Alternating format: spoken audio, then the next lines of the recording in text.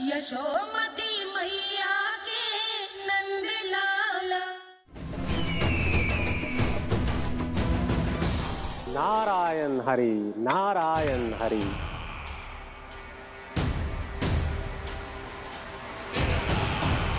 प्रणाम देवर्षि।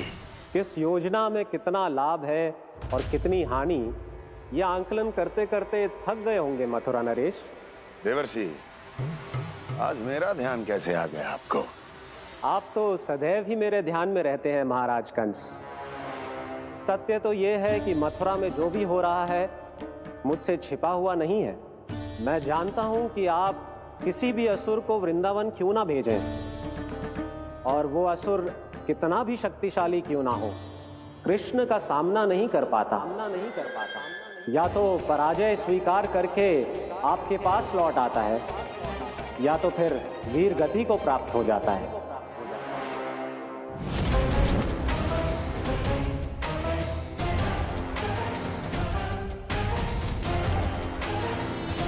वाह, मुझे मेरी असफलताएं स्मरण कराने आए हैं, मेरे घाव को खुरेदने आए हैं, उन पे नमक छिड़कने आए हैं। मित्र को शत्रु समझने की भूल मत कीजिए महाराज कंस। मैं तो आपकी सहायता करने आया हूं। हाँ, और मेरी सहायता। कृष्ण विष्णु अवतार है, आप विष्णु के भक्त हैं। मैं हूं विष्णु द्रोही, फिर भी तो आपके आराध्य को हानि पहुंचाना चाहता है, उसकी सहायता करना चाहते हैं आप। क्या आप निश्चित रूप से कह सकते हैं कि आप ब्रह्मांड के सभी नियमों को अच्छी तरह समझते हैं? अवश्य। आपके लिए बस इतना ही जानना पर्याप्त होगा कि मैं जो कुछ भी कर रहा हूं उसके लिए मेरे व्यक्तिगत कारण हैं। मैं तो बस आपके हित में पिछली बार की तरह एक सुझाव लेके आया था, पर यदि आप मेरा सुझाव सुनना भी नहीं चाहते तो आपकी इच्छा। नारायण हरि, नारायण हरि। कारण चाहे जो हो, इनके पिछले सुझाव के कारण ही आज मेरे शत्रुओं की संख्या कम है। अन्यथा मैं देवकी के अन्य पुत्रों को भी जीवित छोड़ देता, और आज वो सब अपने भाई के साथ मिलकर उसकी शक्ति को अनेक गुणा बढ़ा देते हैं। ठहरिए देवर्षि,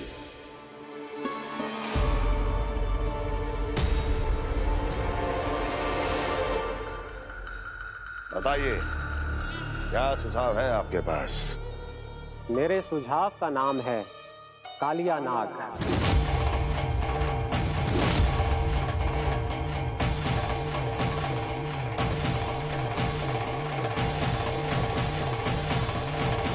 उसके विषय में मैं जानता हूं देवर्षि।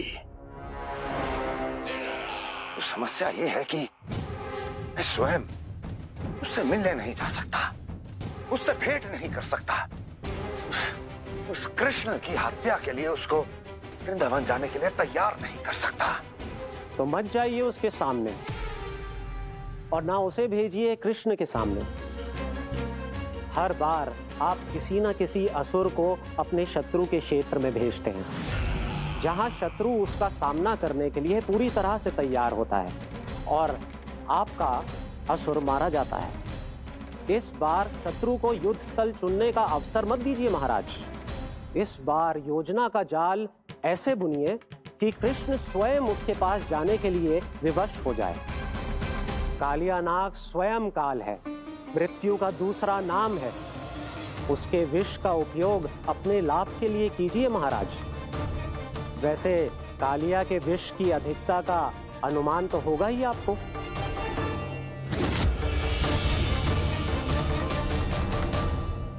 एक बार जो उसके क्षेत्र में पहुंच गया, फिर उसके विष से बचना असंभव है। उचित सुझाव है देवर्षि, उचित सुझाव है। देवर्षि, उस छलिया विष्णु की भक्ति करते करते आप भी उसके रंग ढंग सीख गए हैं। उचित है, उचित है।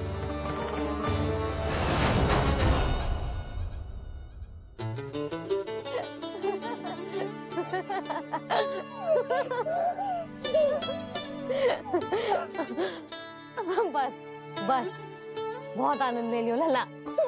बस अब दूध पी ले। ठहर ठहर, गर्म है। जी ले ले।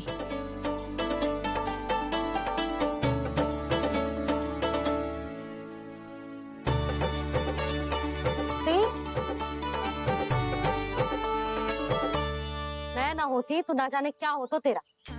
अपने आप दूध भी ना पी सकते है, भावना कहीं का। आपकी इस प्रेम के लिए तो मैं धरती पे आया हूँ मैया। मैं भी यही सोच रहा हूँ यशोदा कि तुम ना होती तो मेरा क्या होता। इसी बात पे थोड़ा दूध और कजू खाने को दे दो। अरे मैं तो भूल ही गई। तनिक ठहर जाओ जी, दूध पी लेना तो आपके लिए भी कछु ले आती।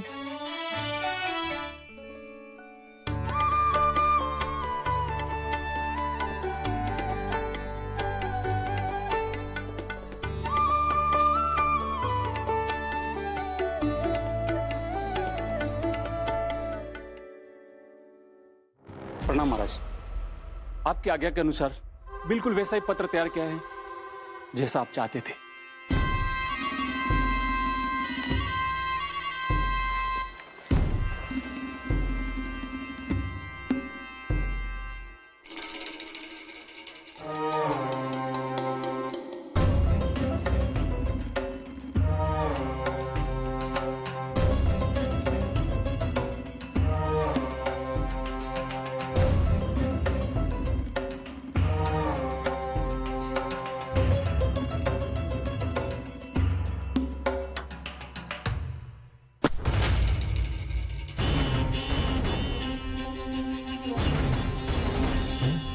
कृष्ण जन्म से लेकर आज तक ये मेरी सबसे महत्वपूर्ण योजना है। इसका सफल होना निश्चित है दूत, किंतु केवल वही करना जैसा मैंने कहा है। जाओ।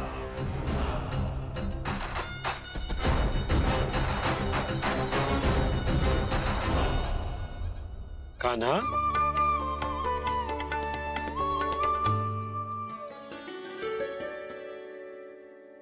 क्या होगा?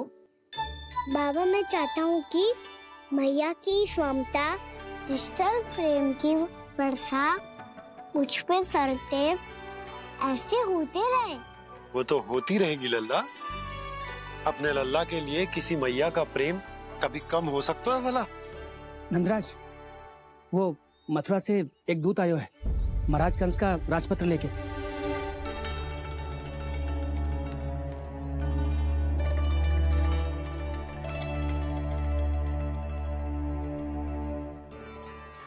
कान्हा अब क्या करने वाला है?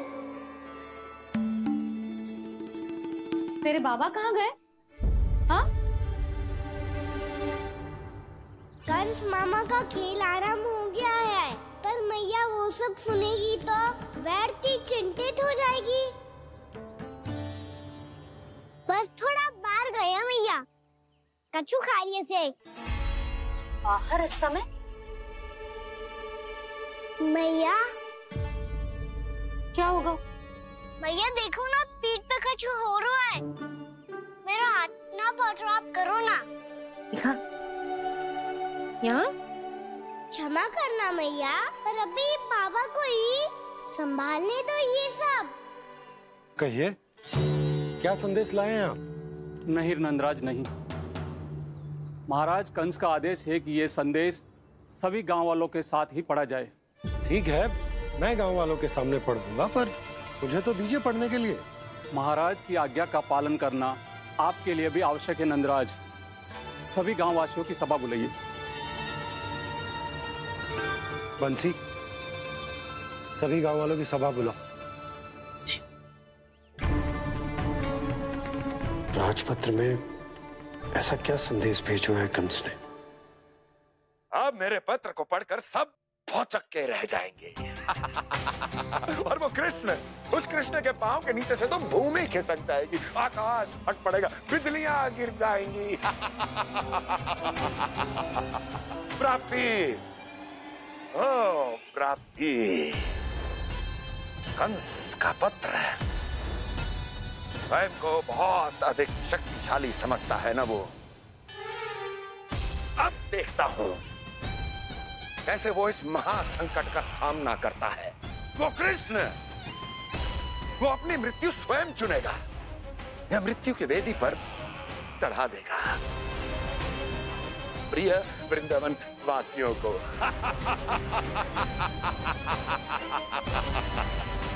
अब आएगा आनंद प्राप्ति, अब आएगा आनंद। सबको इकट्ठा करवा के ही पढ़वाएगो। अवश्य ही कोई विशेष संदेश दिया होगा कंस ने। मैं भी यही सोच रही हूँ सुलक्षणा जी, कछु ना कछु तो विशेष है, पर जे हो क्या सकता है?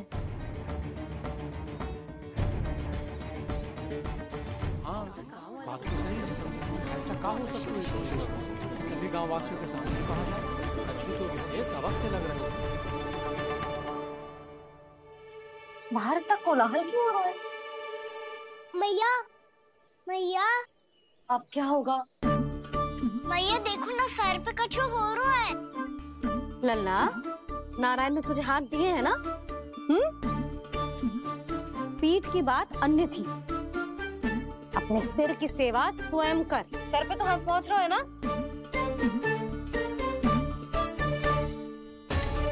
मैया सुनो ना, मैया देखो ना, तीव्र कर कछु हो रहा है। मैया देखो ना, तीव्र कछु हो रहा है।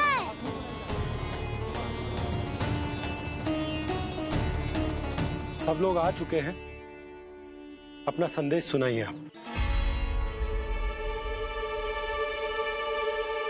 गोपराज नंद और सभी वृंदावन वासियों को सूचित किया जाता है कि मथुरा अधिपति और आप सभी के महाराज कंस ने कल सुबह भव्य पूजा का आयोजन किया है। इसके लिए राज्य को वृंदावन के क्षेत्र के निकट यमुना नदी के मध्य में खिलने वाले 1 कोटि कमल के पुष्पों की आवश्यकता है। इसीलिए आप सभी को यह आदेश दिया जाता है कि ये सभी कमल के पुष्प प्रथम पहर से पहले राजसभा में पहुंचा दिए जाए। वो भी प्रथम पहर से पहले कैसे हो सकता है? यदि आप ऐसा करने में असफल रहे तो इसे राज आज्ञा का उल्लंघन माना जाएगा और राजद्रोह के आरोप में आप सभी को कड़े से कड़ा दंड दिया जाएगा। स्मरण रहे, यदि कल की पूजा में इन 1 कोटि कमल के पुष्पों का ना पहुंचने के कारण कोई व्यवधान आया तो समस्त वृंदावन वासियों को दोषी माना जाएगा और पूरे गांव को निवासियों सहित धूल में मिला दिया जाएगा। कल प्रथम पहर तक का ही समय है आप सबके पास।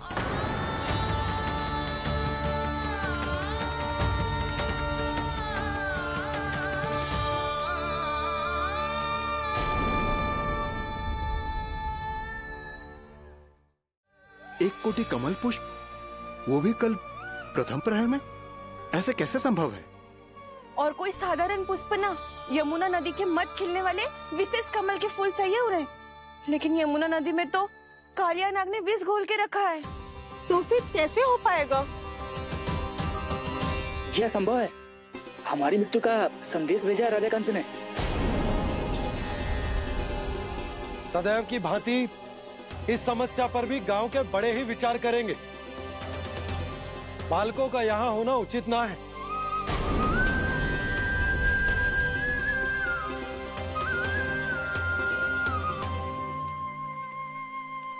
लल्ला, ले गेंद ले, जा अपने सखाओं के साथ खेल। सुबह उज्जवल, मधुमंगल वसंता, देखो भैया ने क्या दिया है। चलो खेले, बहुत आनंद आएगा आज।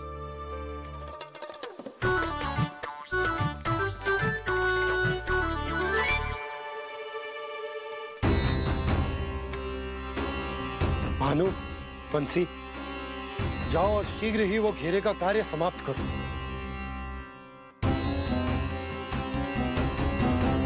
पर कछु ना कछु तो करना पड़ेगा ना। पर हम कर ही क्या सकते हैं?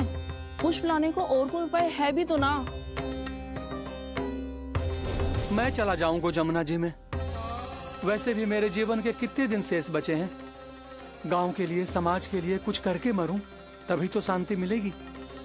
ना काका, यदि आप उस विषैले जल में छलांग लगा भी दोगे, किंतु 1 कोटि कमल पुष्प एकत्रित कर पाना आपके लिए संभव ना है। इससे अच्छा है कि मैं चला जाऊं।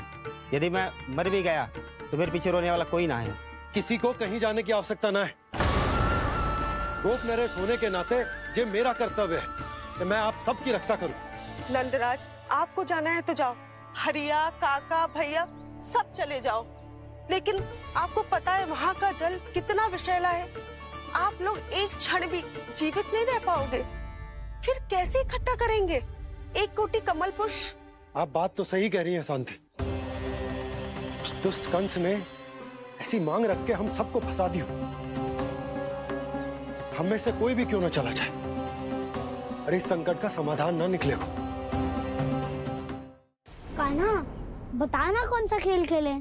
गेंद पकड़ खेलते हैं। पर एक बात सुन लो सब, कोई भी तीव्र गति से ना फेंकेगा गेंद को। भैया ने फ्रेम बनाई है मेरे लिए। सब तैयार हो?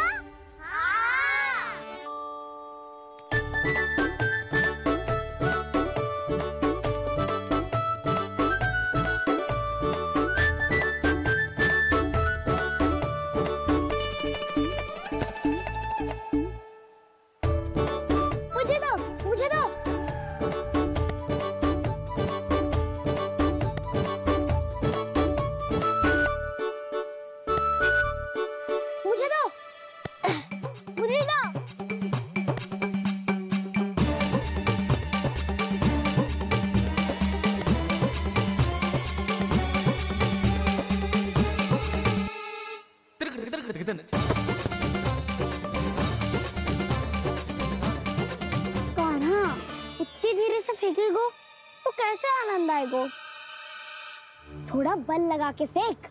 हाँ कान्हा, हम अभी बड़े हो गए हैं, तू अब भी छोटे बालकों की तरह फेंक रहा है।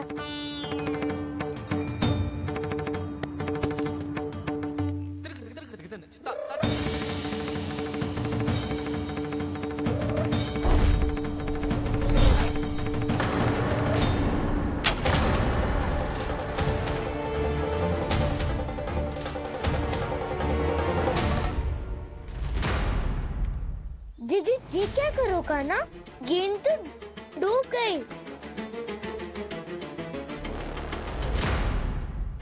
अच्छा, तो ये सब इसकी योजना का भाग था ताकि ये कालिया का सामना कर पाए। तुम सबने तो कही थी तीव्र गति से फेंको। देखो सिखवा दी ना मेरी गेम। मुझसे नदी में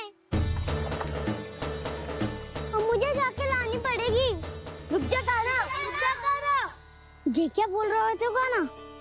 इसमें तो बहुत संकट है। कोई भी संकट मेरी मैया का उपहार खोने से बड़ा ना है। बहुत प्रेम से बना के उन्होंने दी थी। हे नारायण, कोई उपाय समझ में ना आ रहा है। मैया, अब कैसे करेंगे हम अपने गांव की रक्षा? कीड़े पड़ेंगे उस दुष्ट को।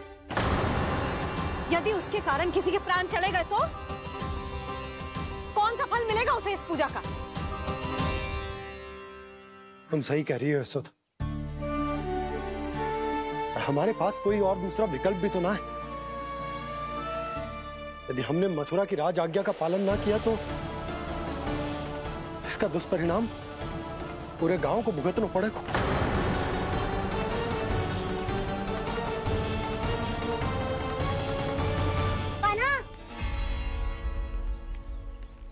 पता है कि तू भगवान है, दिव्य है, बहुत शक्ति है तुझ में। पर फिर भी हम तुझे विषैले जल में ना जाने दे सकते। कुछ होगा तो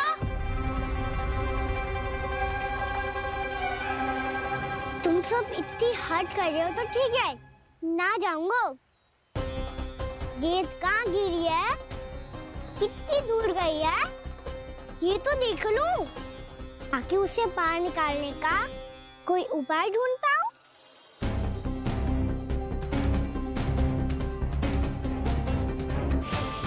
हाँ।